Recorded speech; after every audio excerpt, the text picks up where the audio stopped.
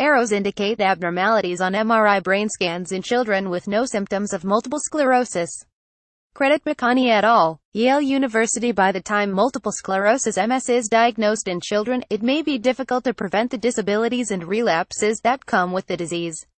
In a new Yale School of Medicine study, researchers examined MRI brain scans to identify children at high risk of developing MS before symptoms appear, which may lead to earlier diagnosis and treatment. Published in the November issue of the journal Neurology, Neuroimmunology, Neuroinflammation, the study of 38 children at 16 sites in 6 countries showed that the MRIs can reveal changes in the brain associated with MS before the clinical symptoms of the disease appear in children. The children in the study all underwent MRI scans for other reasons, most commonly headache, but the MRIs unexpectedly revealed signs of MS. Having MRI findings of MS without any symptoms of the disease has been termed radiologically isolated syndrome (RIS), and previously had only been seen in adults. For the first time, we have proposed a definition of RIS in children, said lead author Nayla McConney, MD, assistant professor of pediatrics and neurology at Yale School of Medicine.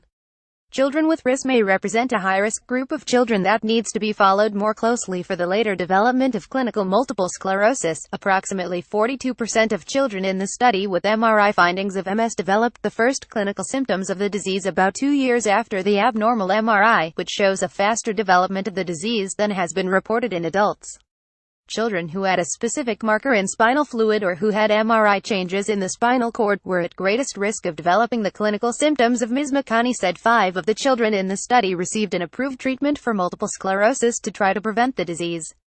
This number is too small to accurately draw conclusions about the effect of treatment, she noted. We hope that our work will help inform expert guidelines for how to follow up children with RIS and help us accurately inform families of the risk of later developing multiple sclerosis, something we were previously unable to do, said McConney.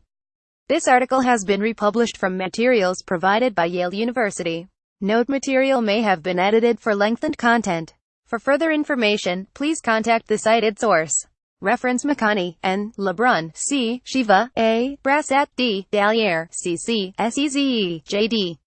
Pelletier, D. 2017. Radiologically isolated syndrome in children. Neurology, Neuroimmunology, Neuroinflammation, 46.